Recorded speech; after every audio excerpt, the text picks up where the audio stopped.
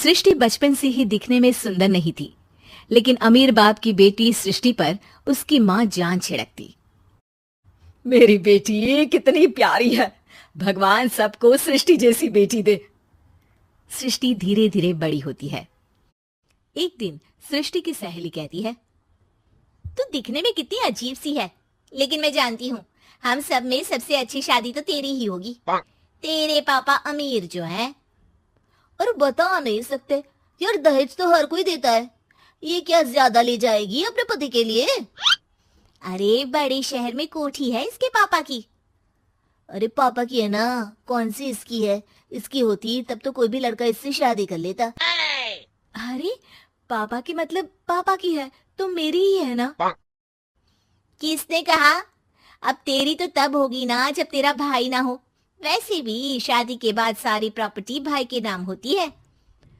सृष्टि समझ जाती है कि उसे किसी भी हालत में माँ बाप की सारी प्रॉपर्टी को अपने नाम करना है, लेकिन कैसे? एक दिन सृष्टि का भाई शीनू कहता है, बहन क्या कर रही है? तुझसे एक बात करनी है। अरे हाँ हाँ करना, मैं तो तेरी बहन हूँ। बहन मेरी लाइफ में ना एक लड़की है, बहुत अच्छी है। मैं सोच रहा हूँ माँ और पापा से बात करूँ शादी के लिए। सृष्टि को समझ में आ जाता है कि भाई की शादी होते ही भाभी उसे एक दिन भी घर में बर्दाश्त नहीं करेगी। क्या बात है भाई, बताना कौन है वो? यार वो बहुत अच्छी लड़की है, पढ़ी लिखी है, मेरे साथ जॉब भी करती है। बस एक प्रॉब्लम है। हाँ प्रॉब्लम? क्या प्रॉब्लम है भाई? यार वो शादीशुदा है, लेकिन उसके पति ने उसे सिर्फ इसलिए छोड़ दिया क्योंकि उसके माँ बाप दहेज नहीं दे पाए। सृष्टि ये सुनकर न जाने क्यों खुश हो जाती है। अरे भाई तो क्या हुआ, लड़की तुझे तो पसंद है ना? शीनू को लगता है कि बहन उसे समझ रही है। वो इस बात से अनजान होता है कि उसकी बहन की मंशा पूरा घर हड़पने की है। सृष्टि अपनी माँ से कहती है, मम्मी मुझे तो बहुत चिंता है, पता है शीनू क्या कर रहा है? अरे क्या कर रहा है, वो तो काम पर जाता है और वापस घर आता है। नहीं ना माँ, वो यही तो नहीं कर रहा, बाकी सब कर रहा है। आपको पता है उससे प्यार है, और वो भी एक शादीशुदा लड़की से।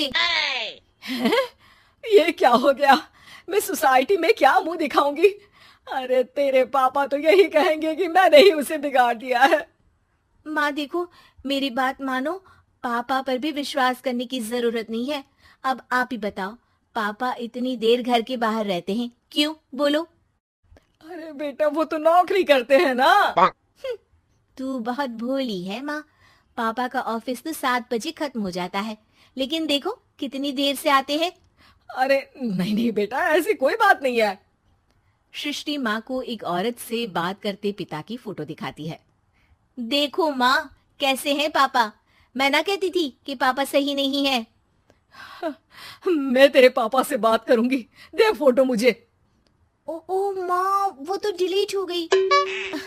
लेकिन चल, तूने तो देख लिया ना, पापा से बाद में बात कर लेना। और हाँ, मेरा नाम बिल्कुल मत लेना। हाँ माँ। अब क्या था, सृष्टि के माँ और पिता के बीच झगड़ा होना शुरू हो जाता है। सृष्टि के मन में क्या चल रहा था कोई नहीं जानता था। एक दिन, माँ सृष्टि के लिए एक लड़का देखा है, वो लोग शाम को उसे देखने आने वाले हैं। और हाँ माँ, एक खुशखबरी, मैं और पापा मिलकर एक नया बिजनेस ट्राई कर रहे हैं। शाम को लड़का आता है, सांवले रंग का। सृष्टि को तो बिल्कुल भी पसंद नहीं आता। लड़की की माँ कहती है, लड़की का चेहरा तो कोई खास नहीं, लेकिन अगर मेरे बेटे को आप लोग सेटल कर दें तो मैं उसकी शादी आपकी बेटी से करवा दूं। सृष्टि को लड़का बिल्कुल पसंद नहीं था। उसे भाई पर गुस्सा आ जाता है। लड़के वालों के जाने के बाद कहती है, माँ देखा शीनू मेरे लिए कैसा लड़का लेकर आया, न दिखाने लायक न सुनने लायक, सेटल भी नहीं, वो भी हम करे। अरे माँ मैं जानती हूँ ये मेरी शादी किसी भी घर में क्यों करवाना चाहता है। अरे कैसी बात कर रही है बहन, तूने तो देखा ना, लड़के को मैंने ही मना कर दिया तुझसे शादी के लिए। जिसने लड़का बताया था उसने उसकी बहुत तारीफ की थी। बात आई गई हो जाती है, लेकिन सृष्टि का मन शांत नहीं होता। क्या करूं, कुछ समझ में नहीं आ रहा। मेरी शादी हो गई तो ये लोग पूरी प्रॉपर्टी शीनू के नाम कर देंगे, मेरे हाथ तो कुछ लगेगा ही नहीं। तभी सृष्टि को आइडिया आता है। वो किसी वकील को फोन करती है। जी देखिए, अगर आपके मम्मी पापा का तलाक हो जाता है तो आपके पिता की आधी प्रॉपर्टी आपकी माँ के नाम हो जाएगी, फिर उसे वो किसी को भी दे सकती है। सृष्टि अब माँ को बेटे के खिलाफ भरती है। माँ, शीनू पर नजर रखा करो, वो जिस लड़की के प्यार में है ना वो शादीशुदा है। यहाँ आएगी, सारा पैसा, रुपया, जमीन, जायदाद सब हड़प लेगी। पापा का भी हाल तुमसे छुपा नहीं है। ऐसा ना हो कि मैं और आप एक दिन सड़क पर भीख मांगे। हे भगवान, मैं तो जीते जी मर जाऊंगी अगर ऐसा हो गया तो। ऐसा हो गया नहीं माँ, ऐसा ही होगा। अभी समय है, आगे का सोच लो। मैं तो कहती हूँ पापा से आधी प्रॉपर्टी लेकर अलग हो जाओ। पापा की आधी प्रॉपर्टी भी हम लोगों को अगर मिल जाती है ना तो अगले 7 जन्म सफल समझो। बेचारी माँ बेटी के कहने पर पति से तलाक लेकर अलग हो जाती है। सृष्टि अब पैसों से गाड़ी और अपने दूसरे महंगे शौक पूरे करने लगी। उसके दोस्त भी उसके पैसे इस्तेमाल करते। सृष्टि, कल तुम कहाँ थी? मैं सारा दिन घर पर अकेली थी। तो मैं क्या करूं? मैंने ठेका तो नहीं लिया है ना तुम्हें संभालने का। माँ को सृष्टि से ये उम्मीद नहीं थी। वो बैठकर रोने लगती है। वहीं उसका पति यानी कि सृष्टि के पिता आ जाते हैं। मैं जानता था कि तुम्हारा यही हाल होगा, तो आपने मुझे रोका क्यों नहीं? मैं रोकता तो तुम रुकती क्या? सृष्टि के कहने पर तुमने मुझ पर अपने बेटे पर शक किया, लेकिन तुम ये भूल गई कि कैसे हम दोनों ने मिलकर जीवन में इतना सब खड़ा किया।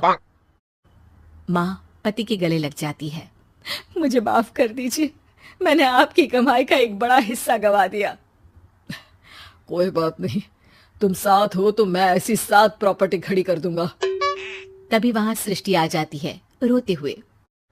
माँ, मयंक ने मुझे छोड़ दिया। वो बोल रहा था जब तक मेरे पास पैसे थे तब तक ही वो मेरे साथ था। पापा, माँ, मुझे माफ कर दीजिए।